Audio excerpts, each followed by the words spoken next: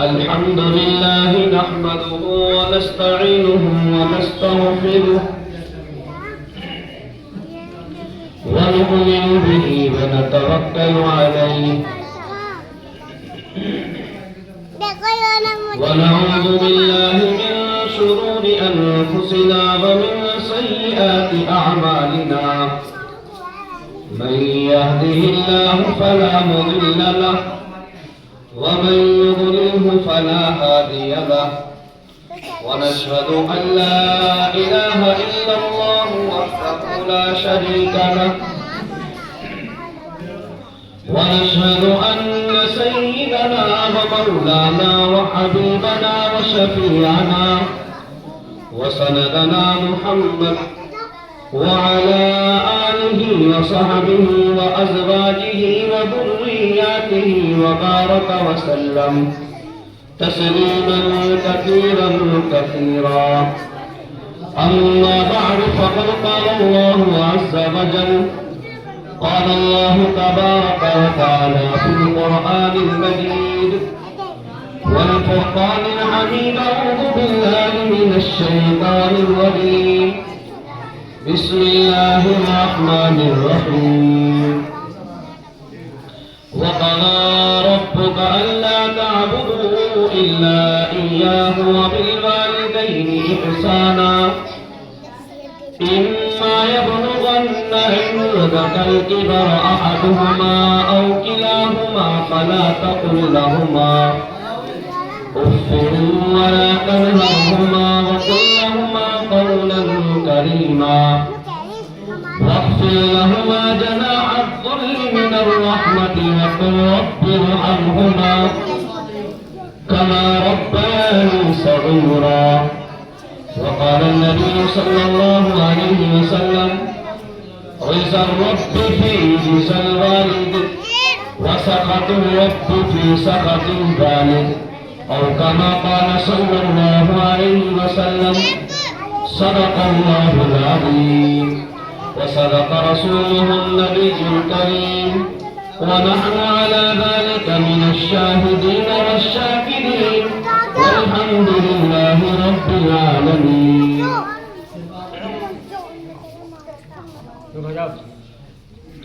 قبر کی آغوش میں جب تھک کے سو جاتی ہے ماں،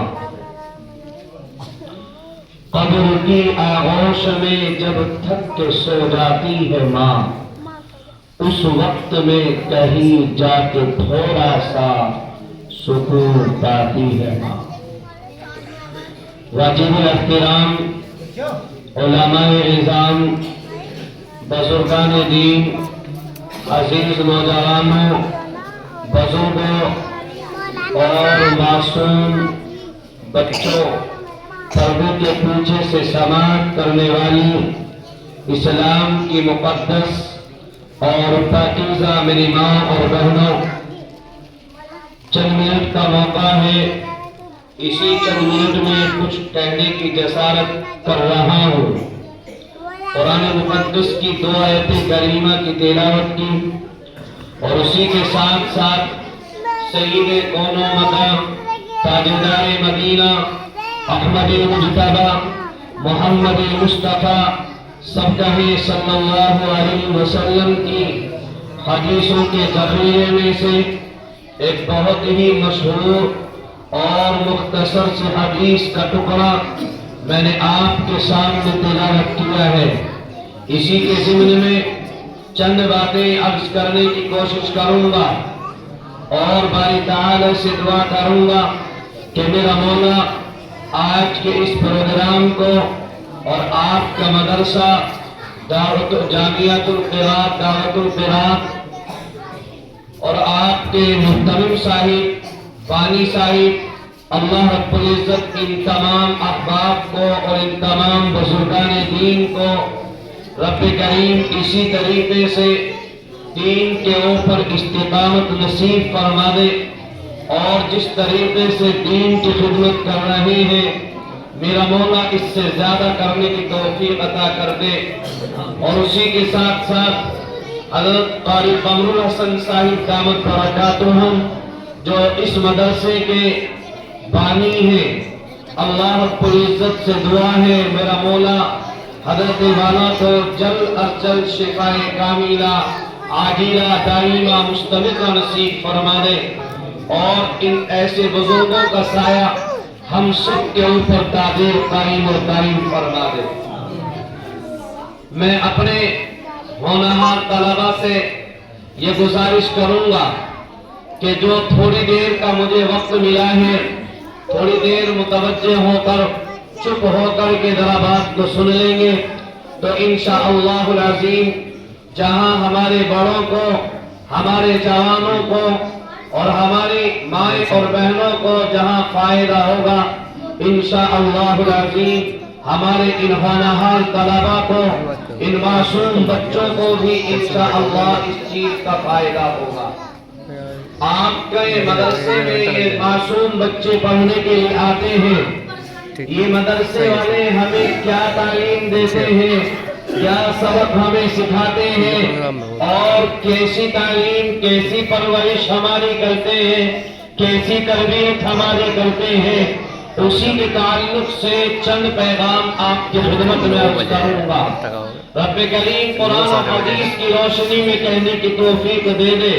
آج دنیا کے اندر رہ کر ہر انسان پریشان، کوئی کسی اعتبار سے پریشان، کوئی کسی اعتبار سے پریشان۔ الغرض دنیا کے اندر آنے کے بعد اگر کسی بھی انسان سے معلوم کیا جائے تو وہ ہمیں کہتا ہوا نظر آ رہا ہے کہ پریشانیاں چاروں طرف سے گھیر رہی ہیں، مصیبتیں ہمارے سروں کے اوپر آ رہی ہیں، اور کیوں نہ ہو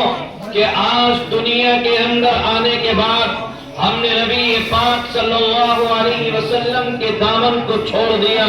ہم نے نبی کی عادتوں کو چھوڑ دیا، نبی کے طریقے کو چھوڑ دیا، نبی کے اصول کو چھوڑ دیا، نبی کی عادتوں کو چھوڑ کر، نبی کے اخلاق و کردار کو چھوڑ کر، نبی کے اقوال و افعال کو چھوڑ کر، نبی کے طور و طریق کو چھوڑ کر آج ہم نے اپنی زندگی کو گزارنا شروع کر دیا۔ میں آپ کو بتاتا چلوں کہ دنیا کے اندر رہ کر اللہ تبارک و تعالیٰ کی اطاعت کے بارے میں رب کریم نے جہاں پر ذکر فرمایا کہ تم میری اطاعت کرو اور مجھے اپنا محبوب اور اپنا خدا تسلیم کرو، میرے علاوہ کسی کی عبادت نہ کرو، میرے علاوہ کسی کے سامنے نہ جھکے، اللہ تبارک و تعالیٰ نے وہیں پر بیان فرمایا تم اپنے والدین کے ساتھ حسن سلوکی کا معاملہ کرو۔ آج ذرا دیکھا جائے ہمارا نوجوان بھائی کس طریقے سے اپنے بچوں، اپنے ماں باپ کے ساتھ میں کس طریقے کا برتاؤ کرتا ہے، اپنی والدہ سے کیسی باتیں کرتا ہے، اپنے بوڑھے باپ سے کس طریقے کا برتاؤ ہے۔ آج دنیا کی تعلیم کے چکر میں پڑ کر اور دنیا کی اعلیٰ تعلیم حاصل کر لینے کے بعد آج ہمارا نوجوان اور ہمارے بڑے اور ہمارا بھائی یہ کہتا ہوا نظر آ رہا ہے کہ میں اپنے باپ کا کہنا نہ مانوں، میں اپنی ماں کا کہنا نہ مانوں، اگر یہ باپ یا ماں اگر اس کو کوئی چیز یا کسی چیز کے بارے میں کہہ دیا جاتا ہے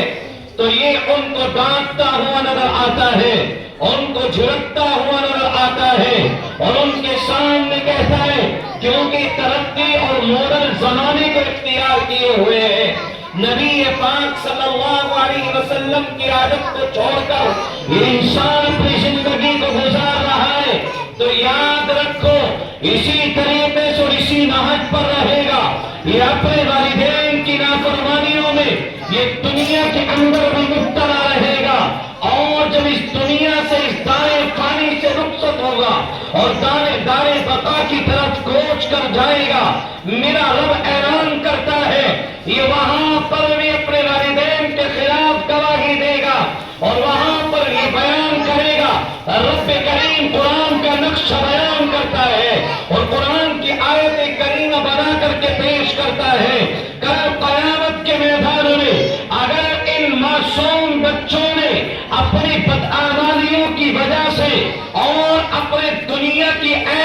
معیشت کی وجہ سے، دنیا کی راحت اور سکون کی وجہ سے اگر انہوں نے اللہ کے حکموں کو توڑ کر اپنی زندگی کو گزار کر یہ رب کریم کے سامنے کھڑے کر دیے جائیں گے تو یہ بچے اعلان کریں گے. جب رب کریم ان کے سامنے اعلان کر دے گا کہ تمہاری بدعمالیاں اتنی ہیں، تمہارے گناہ اتنے ہیں، تمہارے کرتوت اتنے ہیں، تمہارے دنیا کے اندر نبی پاک صلی اللہ علیہ وسلم کے طریقے کو چھوڑ کر اپنی زندگی کو گزارنا اتنا ہے، رب کریم اعلان کرے گا جاؤ ان کو اٹھا کر کے جہنم میں ڈال دیا جائے. لیکن یہ بچے جن کو دنیا کے اندر رہ کر ہم نے اپنے سکون و اطمینان کو ختم کر کے، جن کو ہم نے پال پوس کر کے بڑا کر دیا تھا، جن کو ہم نے دنیا کے اندر رہ کر تمام آسائشیں دی تھی، جن کو دنیا کی تمام چیزیں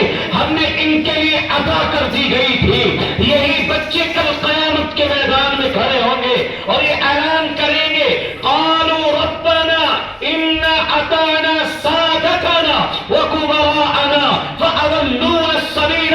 رب کریم کے سامنے یہ بچے کل قیامت کے میدان میں اعلان جاری کر دیں گے اور یہ کہیں گے میرے مولا یقیناً گناہ کر لیے تھے، یقیناً بدعمالیوں میں مبتلا ہو کر کے آیا ہوں، یقیناً ہم نے دنیا کے اندر رہ کر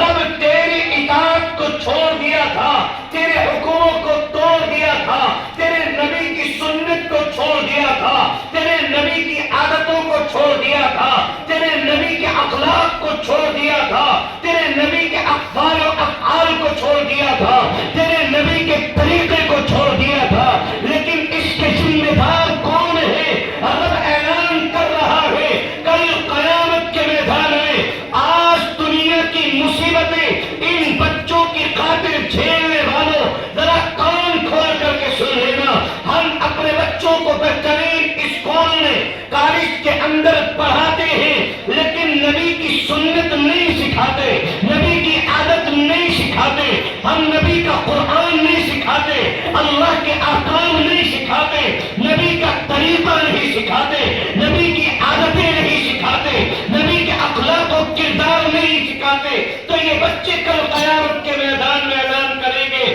قالوا ربنا انا اطعنا سادتنا وكبراءنا فاضلونا السبيل. پروردگار عالم یقیناً بدعمالیاں کر کے آیا ہوں لیکن اس کے ذمہ دار کوئی اور نہیں، صرف اور صرف میرے والدین ہیں. آج ہم نے دنیا کی راحتوں کو دیکھ کر، دنیا کے سکون اور اطمینان کو دیکھ کر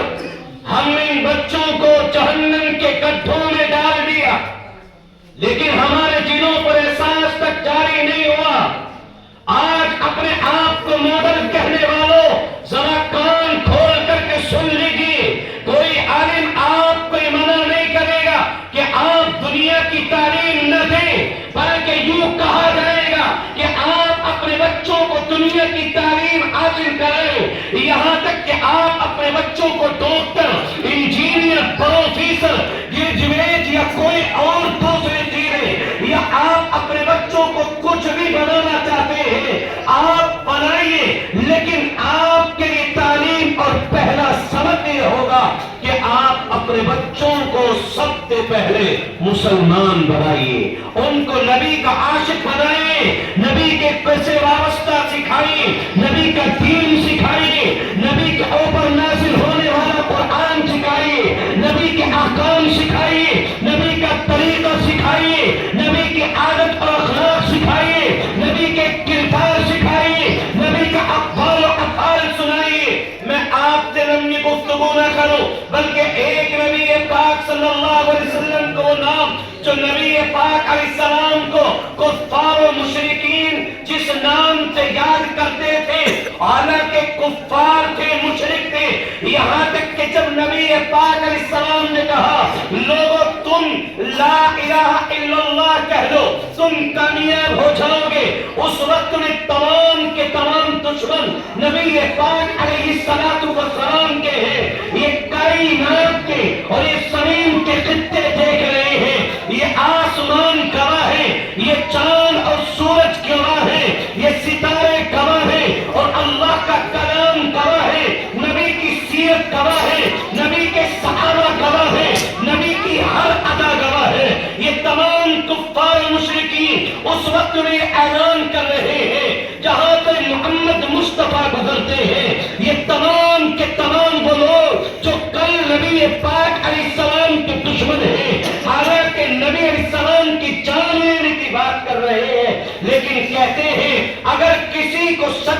دیکھنا ہے تو کسی اور کا نہیں، وہ محمد عربی صلی اللہ علیہ وسلم کو دیکھیں۔ میرے آپ کے نبی نبوت کے ملنے سے پہلے آپ کو کفار و مشرکین دو نام سے یاد کرتے تھے، اور سب سے پہلا نام آپ کو سچا کہا جاتا، آپ کو صادق کہا جاتا۔ جس راستے سے گزر جاتے لوگ کہتے یہ صادق ہے، سچا ہے۔ جس راستے پہ گزر جاتے یہ دوسرا نام اور دوسری صفت میرے نبی کی بیان کر دی گئی۔ رب اعلان کرتا ہے کہ میرے نبی کو دوسری صفت لوگوں میں جو بیان ہے وہ امانت کا بیکر کہہ کر کے پکارا جاتا ہے۔ کو لوگ یہ کہتے ہیں محمد مصطفیٰ کو دیکھتے ہیں تو لوگ کہتے ہیں اگر کسی کو امین دیکھنا ہے وہ جا رہا ہے محمد، اس کو دیکھ لو۔ آج ذرا مسلمان سوچے، یہ نبی پاک علیہ السلام کی چھوٹی سی اور ہلکی سی جھلک میں نے آپ کے سامنے بیان کر دی۔ نبی پاک صلی اللہ علیہ وسلم نے ارشاد فرما دیا الصدق ینجی والکذب یہلک۔ اگر تم راستہ اختیار کرو گے تو سچائی کا راستہ اختیار کر لینا، تمہارے لیے نجات ہی نجات ہوگی۔ آج دنیا کے اندر یہ باپ گھر سے اندر سے بیٹھ کر اپنے بچے کو جھوٹ بولنا سکھاتا ہے۔ اگر کوئی ملنے کے لیے پہنچ جائے، اگر باپ کو نہ ملنا ہو، یہ اندر سے پڑا پڑا کہتا ہے جاؤ بیٹا جا کر کے کہہ دو ابھی ابو گھر پر نہیں ہے۔ یہ معصوم بچہ ہے جس کے ذہنوں میں جھوٹ کا تصور نہیں ہے، لیکن جس وقت میں باپ نے کہا جاؤ گھر کے دروازے پر کنڈی بجانے والا جو شخص ہے اس کے سامنے پیغام رکھ دو، اس کے سامنے یہ بات اور یہ اعلان کر دو۔ یہ اتنا معصوم بچہ ہے جس کو کچھ معلوم نہیں، یہ آ کر کے کہتا ہے میرا باپ، میرے والد محترم کہتے ہیں، میرے پاپا اور میرے ڈیڈی کہتے ہیں کہ میں ان سے جا کر کے کہہ دو میں گھر پر نہیں ہوں۔ جھوٹ کس نے سکھایا؟ یہ جھوٹ کی ترغیب کس نے دی؟ میرے آپ نے اپنے بچوں کو والکذب یہلک کا مصداق بنا دیا، اپنے بچوں کو ہلاکت میں ڈال دیا، جہنم میں، اور جہنم کا راستہ دے دیا۔ جب یہ بڑا ہوتا ہے، جوانی کی دہلیز پر قدم رکھتا ہے، اور اس کے بعد جب یہ اپنے باپ کا کہنا نہیں مانتا، یہ باپ کو جھوٹ بولتا ہے، اگر جاتا کہیں ہے بتاتا کہیں ہے، اگر کوئی کام کر رہا ہے بتاتا کچھ اور ہے، یہ باپ پریشان ہے۔ ارے یہ میرا بیٹا ہے، یہ مولویوں کے پاس میں چکر لگاتا ہے، کوئی تعویذ دے دو میرے بچے کی زندگی سنور جائے۔ مجھ سے سچ بولنے لگے، میں قسم کھا کر کے بعد دائیں کے ساتھ عرض کر سکتا ہو، تم ایک مولوی کے پاس میں جا کر پورا قرآن نقش کر کے اس کے ذہنوں میں بٹھا دینا، اس کو پلا دینا، اس کے پیٹ میں اتار دینا، کوئی اثر انداز نہیں ہو سکتا۔ کیوں؟ اس لیے کہ اس نے بچپن کی گھٹی میں جھوٹ بولنا آپ سے سیکھا ہے۔ وہ جھوٹ کی دہلیز پر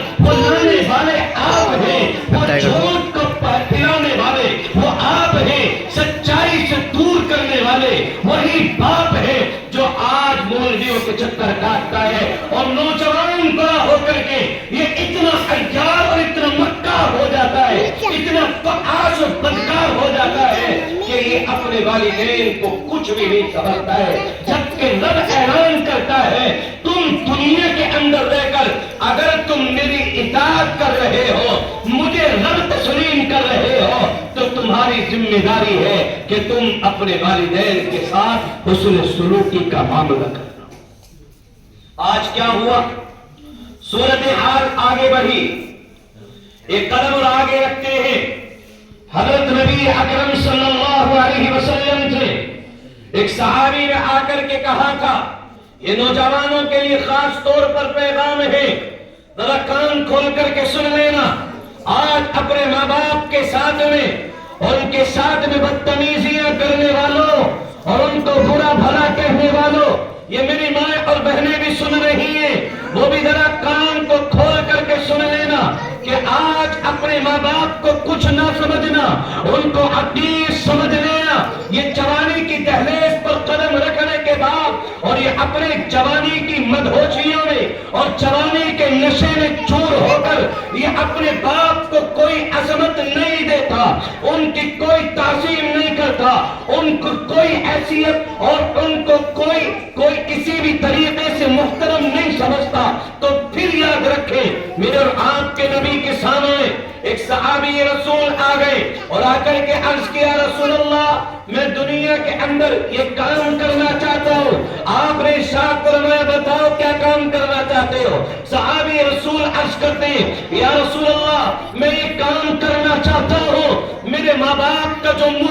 میرے سر کے اوپر بوجھ ہے، جو میرے ذمہ قرض ہے، میں اس کو اتارنا چاہتا ہوں۔ آقا نے ارشاد فرمایا کیسے؟ وہ صحابی عرض کرتے یا رسول اللہ میرے ذہن میں بات آ رہی ہے، میرا گھر فلاں شہر میں فلاں ملک کے اندر ہے اور میرے ماں باپ دونوں بوڑھے ہو چکے ہیں، ضعیف اور کمزور ہو چکے ہیں۔ یاد رکھے نوجوانوں، وہ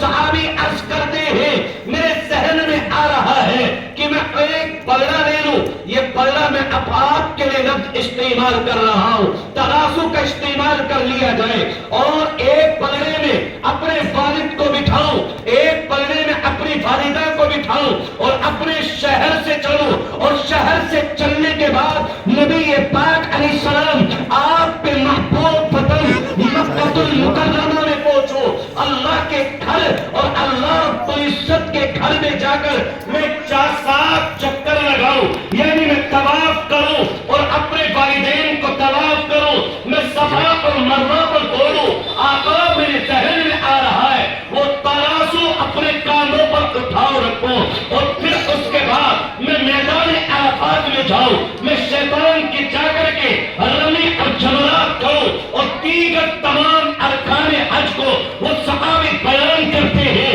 میرے آپ کے نبی سے وہ صحابی عرض کرتے ہیں یا رسول اللہ مجھے بتاؤ میرے والدین کا حق مجھ سے ادا ہو جائے گا یا نہیں؟ ذرا کون کھول کر کے سن لینا۔ نبی پاک علیہ السلام نے ارشاد فرمایا جس وقت میں ماں بچے کو جنم دیتی ہے، یہ بچہ دنیا کے اندر آ رہا ہے، ولادت کا وقت قریب ہے، اور اس وقت کے اندر جو ماں تڑپتی ہے، جو درد اٹھتا ہے، اس درد میں جب وہ ماں آہ بھرے الفاظ پکارتی ہے، نبی پاک علیہ السلام نے اپنی پیاری زبان سے ارشاد فرمایا اس وقت میں ایک مرتبہ جو آہ پہلی بار نکلا ہے، اے میرے پیارے صحابہ اس کا بھی حق ادا نہیں ہوگا۔ آج میرے آپ کچھ نہ کر کے اپنے والدین کو ستاتے ہیں، کان کھول کر کے سنیں، حضرت اویس قرنی کو کون نہیں جانتا؟ ہر انسان بالخصوص علماء کا طبقہ،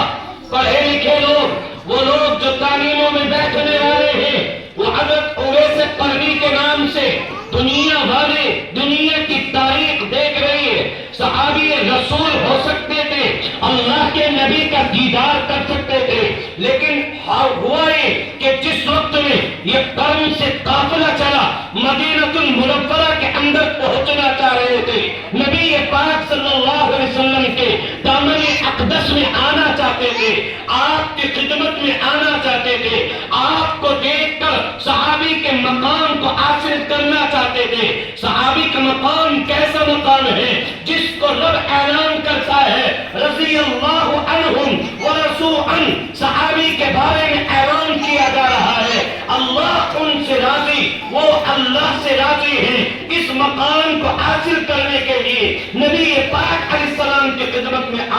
حاضر ہونا چاہتے تھے، لیکن والدہ بیمار ہو گئی اور اتنی بیمار ہو گئی کہ ان کی دیکھ بھال صرف اویس قرنی ہی کرتے تھے، ان کے علاوہ کوئی بھائی نہیں، ان کے علاوہ اور کوئی ان کی خدمت کے لیے نہیں تھا۔ حالانکہ اویس قرنی نے ارادہ کر لیا تھا میں ایک نوکر لگا لوں، میں ایک غلام لگا لوں، وہ میری ماں کی خدمت کر لے گا، لیکن ماں نے منع کر دیا. اس منع کے بعد میں رک گئے, نبی پاک علیہ السلام کی خدمت میں حاضر نہ ہو سکے. ادھر سیدنا جبریل امین آ گئے اور پیغام جاری کر دیا, آپ ایک دیوانہ, آپ ایک متوالا, آپ کا سچا جانشار, آپ کا غلام, آپ کا عاشق, آپ کا محبوب ترین شخص وہ کون؟ اویس قرنی کی خدمت میں اویس قرنی کے لیے سلام لے کر سیدنا جبریل امین آ گئے. نبی پاک علیہ السلام نے عرض کر دیا, اے جبریل امین کیوں آئے ہو؟ پیغام جاری کرتے ہیں. سیدنا جبریل امین اویس قرنی تڑپ رہا ہے آپ کی خدمت کے لیے, آپ کی خدمت میں آنا چاہتا ہے, لیکن مجبوری یہ ہے کہ اس کی والدہ بیمار ہے اور اللہ تبارک و تعالی نے اس کو مستجاب الدعوات بنایا ہے. اور اللہ رب العزت کے سامنے جب وہ اپنے ہاتھوں کو اٹھا لیتا ہے تو اب اس کے ہاتھوں کو خالی ہاتھ نہیں لوٹایا جاتا. اس کو جب بھی وہ اللہ کے دربار میں حاضر ہوتا ہے, اللہ رب العزت اس کے مقام اور مرتبے کو ان صحابی سے آگے بڑھاتا ہے. نبی پاک علیہ السلام کی خدمت میں حضرت امیر المؤمنین عمر ابن خطاب موجود, علی ابن ابی طالب موجود ہیں, یہ دو صحابی موجود ہیں. نبی پاک علیہ السلام نے دونوں کو مخاطب کر کے اعلان فرمایا اور فرمایا, عمر جب بھی تجھے اویس مل جائے ان سے اپنی اور میری امت کی مغفرت کی دعا کرا لینا. یہ کب ہوا؟ حالانکہ کون ہے عمر ابن خطاب؟ عمر ابن خطاب وہ ہستی ہیں جن کو اللہ تبارک و تعالیٰ سے براہ راست خود نبی پاک صلی اللہ علیہ وسلم نے مانگا ہے اور یہ دعا فرمائی, اللہ رب العزت ذوالجلال یا تو عمر ابن خطاب کے ذریعے یا ابو جہل ابن ہشام کے ذریعے اللہ دین اسلام کو بلندی عطا فرما دینا. یہ عمر ابن خطاب وہ ہستی ہیں جن کے بارے میں مشہور ہے کہ جس راستے سے گزر جائے شیطان اس راستے سے تھر تھر آتا ہے, کانپتا ہے. یہ دنیا کے اندر انصاف پسند ہے, یہ دنیا کے اندر تمام چیزیں حضرت عمر ابن خطاب کی ایجاد کرتا جو آج حکومتوں میں ہے وہ تمام کی تمام چیزیں وہ ہیں, وہ عمر ابن خطاب وہ ہستی ہیں. بہرحال حضرت ابوبکر صدیق رضی اللہ عنہ کی دور خلافت کا زمانہ آ گیا. حضرت عمر ابن خطاب نے اعلان جاری فرمایا, اخیر سال میں اویس قرنی ہے کوئی اگر قافلے کے اندر ہو تو ذرا میرے پاس میں آ جاؤ. کوئی جواب نہیں آیا. دوسرے سال میں یہ اخیر سال کے بعد حضرت عمر ابن خطاب کی دور خلافت کا دور آ گیا, ان کا زمانہ آ گیا اور انہوں نے سب سے پہلے جب میدان عرفات میں خطبہ جاری فرمایا تو اس خطبے میں آپ نے فرمایا اویس قرنی ہو تو آئے, لیکن جواب نہیں ملا. تیسرا سال آ گیا اور حضرت امیر المؤمنین عمر ابن خطاب کی خلافت کے زمانے دور میں اور ان کے زمانے میں یہ دوسرا سال ہے. حضرت عمر ابن خطاب رضی اللہ عنہ یہ تیسری مرتبہ اعلان کرتے ہیں, تم میں سے کون ہے, قرن کا قافلہ کون سا ہے؟ یہ ایک بوڑھا سا شخص ہے اور وہ کہتا ہے مجھے 3 سال برابر ہو گئے, آپ جب بھی معلوم کرتے ہو اویس قرنی کے بارے میں معلوم کرتے ہو, یہ کیا ماجرا ہے؟ آؤ میں تمہیں اویس قرنی سے ملاقات کراتا ہوں, میں تمہیں اویس قرنی کے پاس لے کر کے چلتا ہوں. یہ حضرت عمر ابن خطاب چل دیے اس بوڑھے شخص کے پیچھے پیچھے جا کر کے دیکھتے ہیں اویس قرنی کا ہاتھ میلے کچیلے کپڑے, پیمند لگے ہوئے کپڑے, پھٹے پرانے کپڑے. یہ دیکھتے تم اویس ہو, یہ اویس قرنی. یہ ان سے کہتے تم کون ہو, تم اپنا نام بتاؤ. لیکن عمر ابن خطاب کہتے ہیں لوگ مجھے عمر ابن خطاب کہتے ہیں, فاروق اعظم کہتے ہیں. عمر ابن خطاب کا نام سننے کے بعد اصحاب سیرت کے قلمکار لکھنے پر عاجز و قاصر ہیں. اویس قرنی مچل گئے اور زمین میں لیٹ گئے اور کہنے لگے یا امیر المؤمنین میری کوئی غلطی نہیں ہے, آج تک میں نے آپ کو پہچانا نہیں, آج تک آپ کو دیکھا نہیں ہے. یہ جنگل میں یہ بکریاں اور بکریوں کا ریوڑ اور یہ دیگر چیزیں چلا رہے ہیں. حضرت امیر المؤمنین عمر ابن خطاب اویس قرنی کا ہاتھ پکڑتے اور ہاتھ پکڑنے کے بعد ان کو اپنے ساتھ میں لے کر کے آتے ہیں، بیت اللہ کی سرحد میں پہنچتے ہیں، خانہ کعبہ کی دیوار کے نیچے پہنچتے ہیں اور جا کر کے عرض کرتے ہیں، اے اویس قرنی، تو میرے لیے اور امت محمدیہ کی مغفرت کے لیے دعا کر۔ یہ کس نے مقام دیا؟ کس کی خدمت کا مقام ملا؟ کس کی خدمت کے بعد میں ملا؟ یقیناً اپنی والدہ کی خدمت کی تو اللہ تبارک و تعالی نے مقام اور مرتبے کو بلند کر دیا۔ آج میرا نوجوان بھائی اپنے والدین کے ساتھ میں اور گالیاں دیتا ہے اور افسوس ہوتا ہے، یہ ہمارا بھائی کبھی کبھی غصے میں آ کر اپنے ماں باپ کے ساتھ میں کس طریقے کا برتاؤ کرتا ہے، وہ جاہلانہ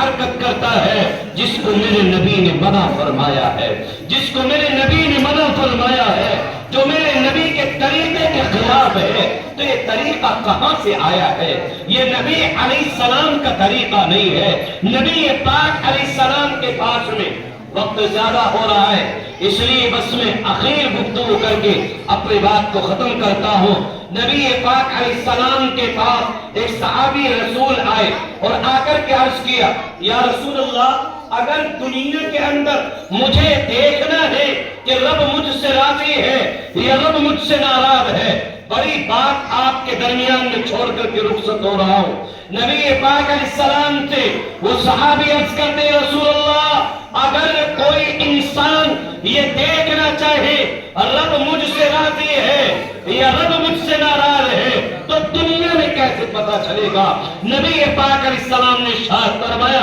رسل ربی فی رسل خالی، اگر تجھے دیکھنا ہو کہ رب تجھ سے راضی ہے یا رب تجھ سے ناراض ہے تو سن، تو یہ دیکھ کہ تیرے والدین تجھ سے راضی ہیں یا تیرے سے ناراض ہیں۔ اگر تجھ سے راضی ہے رب تجھ سے راضی ہے، اگر والدین تجھ سے ناراض ہے سمجھ جا تیرے والدین کی ناراضگی میں رب تجھ سے ناراض ہے۔ اس لیے سب سے پہلے اپنے ماں باپ کو مناؤ اور پھر اس کے بعد اللہ کے حضور اپنے ہاتھوں کو اٹھا دو۔ ایک واقعے کی طرف اشارہ کر کے اپنی بات کو ختم کروں گا۔ والدہ کا دل کتنا موم ہوتا ہے، کتنی محبت اپنے بچے سے ہوتی ہے۔ دنیا کے اندر آنے کے بعد یہ ماں اتنی زیادہ موم ہے، اتنی زیادہ شفیق ہے، اتنی زیادہ مہربان ہے۔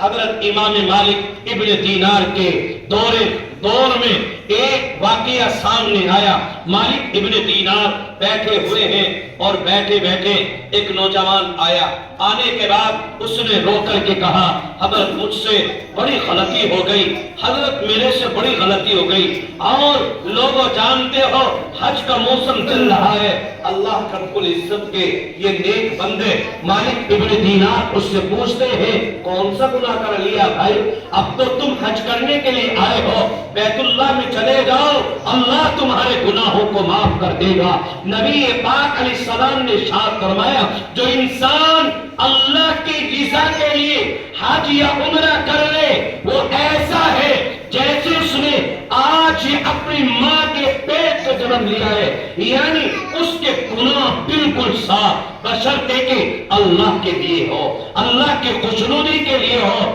اللہ کی رضا کے لیے ہو، کسی کو دکھانا نہ ہو۔ آج کل بڑا مشہور ہوتا چلا جا رہا ہے اور افسوس کے ساتھ یہ بات کہنی پڑ رہی ہے کہ آج لوگوں نے عبادت کو تماشا بنا دیا ہے اور لوگ آج عبادت کے لیے دکھاوا کر رہے ہیں۔ کس کو دکھانا چاہتے ہیں؟ کیا بننا چاہتے ہیں؟ بہرحال یہ حج کا موسم چل رہا ہے۔ مالک ابن دینار کے پاس میں یہ نوجوان آ کر کے کہتا ہے، مسئلہ کچھ نہیں ہے، مسئلہ صرف یہ ہے کہ ایک مرتبہ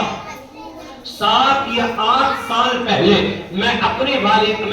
گھر پر تھا، کسی بات کو لے کر میری والدہ میں اور مجھ میں کچھ کہا سنی ہو گئی، اس کہنا سنی میں میں حد سے تجاوز کر گیا اور میرے داہنے ہاتھ نے میں اپنی ماں کے رخسار پر اتنی زور سے تماچا مارا کہ میری ماں کا ایک آنکھ کا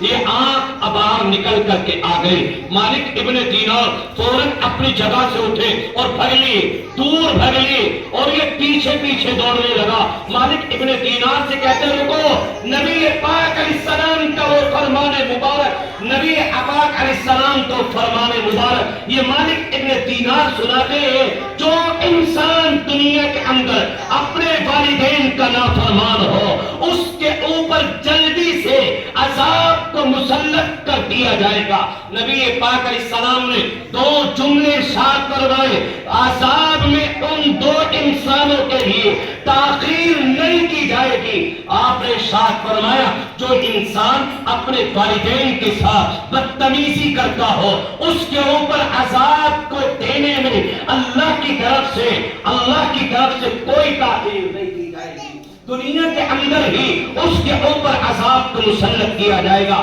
اور دوسرے ان لوگوں کے اوپر جو دوسروں کے اوپر ظلم کرنے والے ہیں. نبی پاک علیہ السلام کی دو باتیں حضرت امام مالک ابن دینار نے سنائی اور فوراً دوڑنے لگے. یہ بھی پیچھے پیچھے چل دیا. یہ میدان عرفات کے چکر کاٹ رہے, لوگ خانہ کعبہ کے چکر کاٹ رہے, یہ میدان عرفات کے چکر کاٹ رہے. مالک ابن دینار ان سے آگے آگے اور یہ مالک ابن دینار کے پیچھے پیچھے. القد مالک ابن دینار ایک جگہ پر بیٹھ گئے. یہ بھی آ کر کے ان کے قدموں میں پڑ گیا اور فرمایا حضرت بس آپ ہی بتا سکتے ہو, آپ کے علاوہ میری نجات کا کوئی راستہ نہیں ہے. کیونکہ جب سے میں نے اپنی والدہ کے رخسار پر ہاتھ مارا ہے, جب سے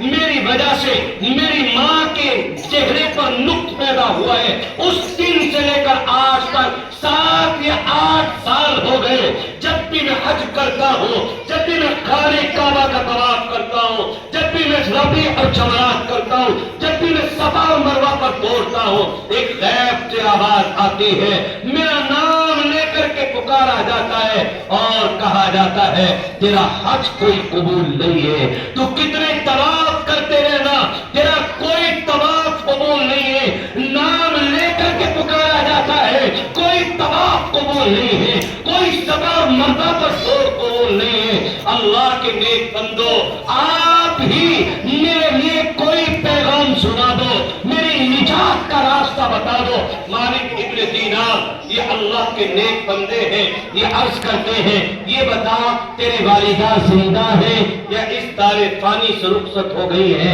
فرماتے ہیں میری والدہ زندہ ہے اور اتفاق سے میرے بھائی کے ساتھ میں حج پر آئی ہوئی ہے. مالک ابن دینار نے ان کا بایاں ہاتھ پکڑا, جو ایک ہی ہاتھ بچا ہوا ہے اس ہاتھ کو پکڑ کر کے مالک ابن دینار آگے آگے اور یہ پیچھے پیچھے لے کر کے چل رہے ہیں. مالک ابن دینار اس بوڑھی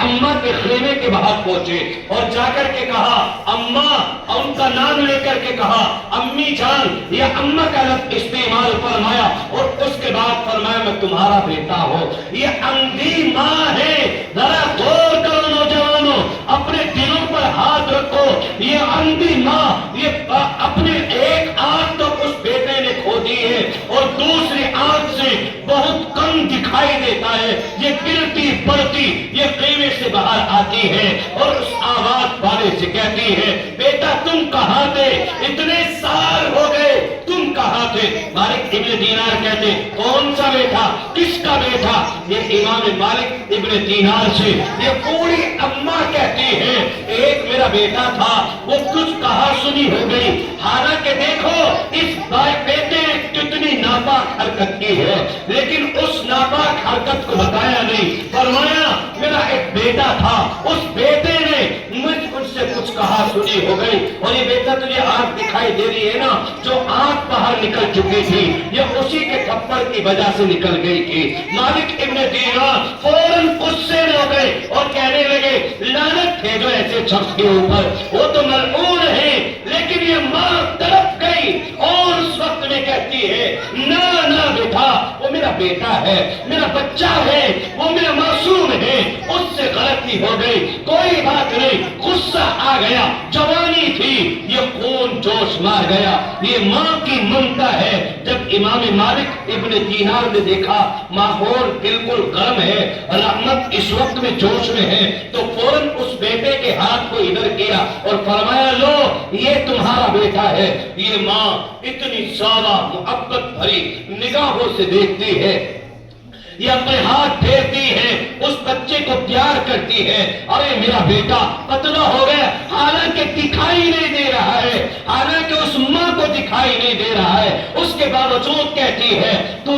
پتلا ہو گیا۔ اور جیسے ہی اس نے اس بیٹے کے سر کے اوپر ہاتھ پھیر کر کاندھے کے اوپر لے کر کے آئی، ماں کی چیخ نکل گئی اور فوراً کیا اٹھی، یہ بیٹا یہ کیا ہوا کہ جس وقت میں تو نے میرے رخسار پر تھپڑ مارا تھا، میرے منہ پر تماچا استعمال کیا تھا، اس وقت میں تیرے دونوں ہاتھ سے ہی سالم تھے، آج تیرے ایک ہاتھ نہیں ہے۔ یہ بیٹا روتا ہوا کہتا ہے اماں جس وقت کے اندر تیرے جسم پر تیرے رخسار کے اوپر یہ تماچا لگا تھا، اسی وقت میں باہر نکلنے کے بعد ہوش میں آتے ہی اس جوانی کے نشے کو ختم کرتے ہی میں نے اپنے ہاتھ کو، اس ہاتھ کو اپنے تن سے الگ کر دیا تھا، اپنے ہاتھ کو اس جسم کے اعضاء سے جدا کر دیا تھا۔ کیوں؟ اس لیے کہ جو ہاتھ میری ماں کے اوپر اٹھ جائے وہ اس قابل نہیں کہ اس جسم کے اندر رہے، لیکن یہ ماں اس کو طلب کر کے دعائیں دیتی ہے، اس کو گلے سے لگاتی ہے، محبت اور پیار بھری نگاہ سے دیکھتی ہے۔ یہ اعلان دینے والا امام مالک ابن دینار فرماتے غیب سے اس شخص کے بارے میں آواز آ گئی، ندا آ گئی، یہ کوئی پکارنے والا پکار رہا تھا، یہ کہنے والا کہہ رہا تھا جتنے بھی تو نے حج کیے ہیں آج سے پہلے یہ پہلا حج وہ تیرا قبول کر لیا گیا، وہ طواف کرنا تیرا قبول کر لیا گیا، صفا اور مروہ کو توڑنا وہ بھی قبول کر لیا گیا، وہ بیت اللہ کو دیکھنا قبول کر لیا گیا، فلاں وقت کی نماز وہ تیری قبول کر لی گئی۔ 7 سال یا 8 سال تک جب تک یہ آوازیں آ رہی تھی کہ تیرا کوئی حج قبول نہیں ہے، آج آواز آ گئی اس ماں کی محبت کی وجہ سے، اس ماں سے معافی مانگنے کے بعد آج آواز آ گئی ہے آج سب تیرا حج قبول کر لیے گئے ہیں، جتنے حج تو نے کیے تھے تمام قبول کر لیے ہیں۔ اس لیے کہیں ایسا نہ ہو جائے کہ آج ہم اپنے والدین کو ستائیں، اپنے والدین کو ساتھ میں استہزاء کا معاملہ کریں، ان کا مذاق بنائے رکھیں اور ہم عمل کرتے رہیں، صدقے و خیرات کرتے رہیں، نمازیں لمبی لمبی پڑھتے رہیں، کوئی فائدہ نہیں ہوگا جب تک ہم اپنے والدین کی فرما برداری نہیں کریں گے، ان سے منت اور سماجتیں نہیں کریں گے۔ اس لیے بس یہ تھوڑی سی معروضات ہے، رب کریم مجھے بھی آپ کو بھی کہنے سننے سے زیادہ عمل کرنے کی توفیق عطا کر دے، اور میرا مولا ہم سب کو دنیا کے اندر جو ہمارے والدین جن کے حیات ہیں اللہ رب العزت ان کی خدمت کرنے کی توفیق عطا کر دے، اور جن کے والدین اس دار فانی سے رخصت ہو گئے ہیں رب کریم ان کو صحیح طریقے سے اعلیٰ علیین میں جگہ نصیب فرما دے۔ اور آج سے ہم یہ عہد کر لیں، یہ ارادہ کر لیں، بالخصوص ہمارے نوجوان بھائی، ہمارے بڑے لوگ، کہ اگر آج ہم اپنے والدین کے لیے، ان کی رضا کے لیے، ان مدرسوں کے لیے اور ان دین اسلام کے دنوں کے لیے اور ان کے تحفظ کے لیے ہم ہر طریقے سے تیار رہیں گے، جان مانگی جائے گی تو انشاءاللہ العظیم ہم دین اسلام کے خاطر اور ان مدارس کی بقا کے لیے ہم اپنے جانوں کا نذرانہ پیش کریں گے۔ اگر مال مانگا جائے گا تو انشاءاللہ العظیم ہم اس میں بھی پیچھے نہیں ہٹیں گے۔ رب کریم ہم سب کو کہنے سننے سے زیادہ عمل کی توفیق عطا کر دے۔ وآخر دعوانا ان الحمدللہ۔